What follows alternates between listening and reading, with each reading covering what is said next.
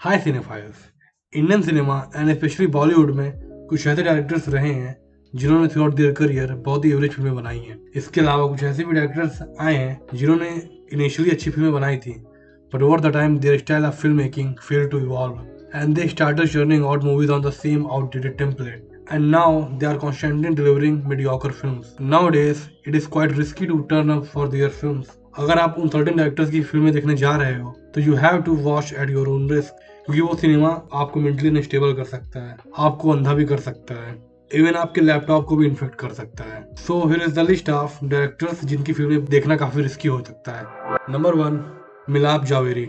इन महाशय ने सत्यमेव जयते 2 बनाए थे, and my god that difficult was pain to my eyes, my ear, nose and my even to my laptop. I saw the trailer and decided to skip it. तीन जॉन अब्राहम की over the moon acting, उनकी चीख, मिलाप साहब के so called cringe, filthy and massy dialogue, Divya Khosla की आंखों की गुस्ताखियां, and the whole movie was unbearable. मेरे लिए लैपटॉप में देखना मुश्किल था, लोगों ने थिएटर में कैसे देख लिया. आफ्टर सत्यमेव जयते 2, I was assured that Milaf can never make a good movie. His directorial list is filled with such absurd project. Marjaavaan, मस्ती, क्या सुपर कूल है हम. मिलाप का करियर एंड उनके कंप्यूटर की एसएसडी इसी तरह के मिड प्रोडक्ट से भरी हुई है. सत्यमेव जयते मुझे ठीक ठाक लगी थी. फिल्म है सम मासी elements and good performance by lead actors, but वो फिल्म भी आउटडेटेड थी, एंड एक आउटडेटेड टेम्पलेट को सक्सेस मान लेना बहुत बड़ी बेवकूफी है. इफ टॉक अबाउट मरजावा, उसके गाने अच्छे थे लेकिन फिल्म कुछ खास नहीं थी. The treatment given to film was slightly old. As a fan of John Abraham, I wish he wouldn't do any film with Milap Javeri further. His sense of cinema is very old. He said, मैं Mohan Desai level का cinema बनाता हूँ. I mean seriously, you're making absolute mockery of cinema. मिलाप next film is Deewaniyat is set to release on next few days. And मुझे लगता है John की लंका लगाने के बाद अब हर्षवर्धन राणे साहब का नंबर है. इस फिल्म का टीजर देखने के बाद one can clearly notice the presence of Milap in Rane acting, and advise you please think twice before stepping into theatre for Milap film. Next is Vijay Krishnamacharya. This man has directed 4 films and all of them are mediocre. He started with Tashan and that film worked only for 2 people, Saif Ali Khan and Kareena Kapoor. बाकी सबका चूतिया कटा. Quality and collection, दोनों department में Tashan was a flop. Then Vairav gave him the responsibility to direct the biggest franchise film of Indian cinema, Dhoom 3. And Victor Saab didn't improve a bit. Although film was blockbuster, earned more than 500 crore on box office. But in terms of quality, entertainment and sheer thrill, one get from Dhoom series, third installment was biggest disappointment. Film ने उतनी कमाई की due to its goodwill and craze. And Vairav को लगा Victor is a visionary director. So after few years, Vairav handed him one more heavy budget film in form of Thugs of Hindustan. The presence of Vairav and Amir Khan failed to eclipse his shortcomings as director. Thugs of Hindustan opened on over 50 crore, लेकिन film बहुत बुरी थी, तो eventually it failed. His last film was The Great Indian Family, जो कब आई कब गई nobody has any idea. Next is Ahmed Khan. Varun Dhawan को अपने पापा से और टाइगर को अहमद खान से दूर रहने की जरूरत है, क्योंकि टाइगर श्रॉफ की शक्तियों का गलत इस्तेमाल अहमद खान ने खूब किया है. बागी 2, बागी 3, हीरोपंती 2 विद टाइगर एंड रक्षा कवच with Aditya Roy Kapoor are some of his directorial venture, and with many others, Khan has a lineup filled with stale and average material. Ahmed Khan की सारी फिल्मों में स्टोरी नहीं होती है, सिर्फ टाइगर श्रॉफ होते हैं. सिर्फ होता है माइंडलेस एक्शन, जिसमें एक अकेला आदमी पूरी कंट्री, पूरी फोर्स को खत्म कर देता है, और बहुत सारे क्रिंज मोमेंट होते हैं. And in all this, Ahmed Khan is not solely responsible for his bad films. He is a choreographer. अब कोरियोग्राफर डायरेक्टर बनेगा तो फिल्म अच्छी कहां से बन जाएगी.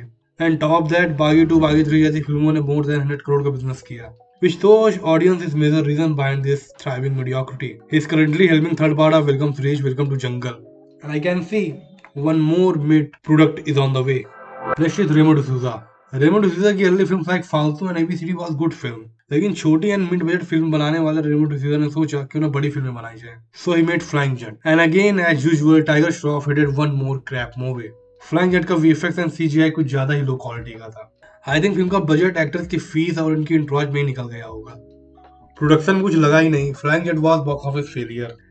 देन रेमो डिसूजा का मन यही नहीं भरा, तो he make another superhero film with Salman Khan as Race 3. And क्या फिल्म थी वो. टेल मी, एक फिल्म में क्या क्या खराब हो सकता है.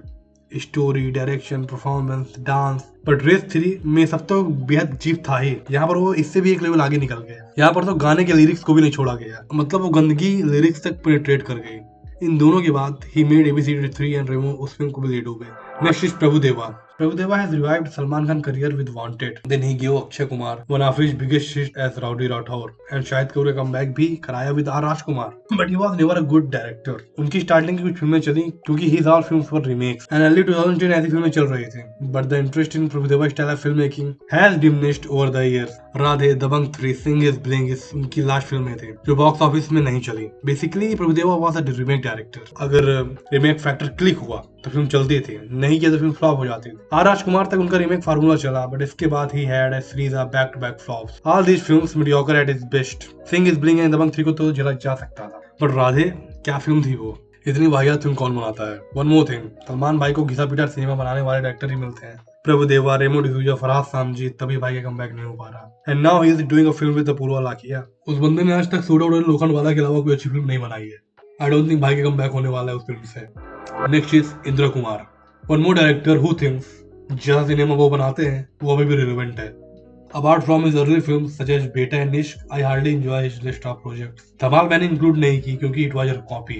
बाकी डबल धमाल, मस्ती, ग्रैंड मस्त and latest total Dhamaal are quite average to bad films. Total Dhamaal was too loud as per a comedy film. उस फिल्म के जोक्स आउटडेटेड थे. फिल्म की राइटिंग से ज्यादा VFX एंड क्रोमा में खर्च किया गया. बट फिल्म के जोक्स एंड स्टोरी पर हुआ जीरो इन्वेस्टमेंट. इंद्र कुमार फिलहाल धमाल 4 में बिजी हैं एंड आई नो धमाल 4 भी डिस्पॉइंट करने वाली है. Next is Puri Jagannath. Puri Jagannath is also one director who has lost his odas over the years. A director who made films like Pokri and Temper is nowadays associated with films like Liger and Ayushmann Shankar. Ayushman Shankar series है cringe fest, मतलब मास cinema के नाम में audience को कुछ भी दे दो. ये दोनों फिल्में regressive scenes, over the top visuals and loud dialogue से भरी हुई हैं. In layman words they are be great movies. चलो बात करते हैं लाइगर के बारे में. His film Liger was a box office disaster. उस फिल्म को झेलना बड़ा मुश्किल था. I started watching Liger. I went through that annoying Vijay Deverakonda stammering. I hold myself against that Ananya Pandey Hollywood level acting. But when Vijay character started to beat Mike Tyson, तब पानी सबसे ऊपर चला जा चुका था. And I left that film. Liger was a senseless movie. And how can they think Indian audience को ये garbage भी चलेगा? Once I was a fan of Puri Jagannath cinema. उन्होंने टिम्बर जैसी मूवी बनाई थी. But what went wrong with him only he knows. I read somewhere that Puri Jagannath is doing a film with Vijay Sethupathi. That's interesting. Let's see. Movie से उनका comeback होता है या नहीं. Next in the list is Spielberg of India, Mr. Sajid Khan. Sajid Khan is a big mouth guy. He started his career at a strong note with films like Houseful, Houseful 2 and Hey Baby. He was an instant hit in Bollywood. But then Himmatwala came and from there his downfall started. He made some ridiculous and arrogant claims before the release of this 2013 film like Weekend में ticket नहीं मिलने वाली, मैंने अभी तक केवल blockbuster ही बनाया है एंड आगे भी ऐसा करता रहूंगा. लेकिन ऐसा नहीं हो पाया. पहले हिम्मतवाला, दिन हम शक्ल, दोनों फिल्में बुरी फ्लॉप हुई. आगे चलकर खान फेस्ड मीटू एलिगेशंस जिस कारण he had to leave Houseful 4 midway. हम शक्ल was his last directorial that came in 2014. उसके बाद से उन्होंने कोई फिल्म नहीं बनाई है एंड अब ऐसा लगता भी नहीं he will make a film in future. Few years back he announced a film with John Abraham, but उसका भी कोई ज्यादा पता नहीं है. At last give some credit to him कि Houseful सीरीज की बेस्ट फिल्में उन्होंने बनाई है. The guy got some great humor sense as we saw in his earlier comedy film. But discipline and off-screen issues ruined his career. And at this note, I'm ending this video. If you like it, please hit the like button and subscribe the channel.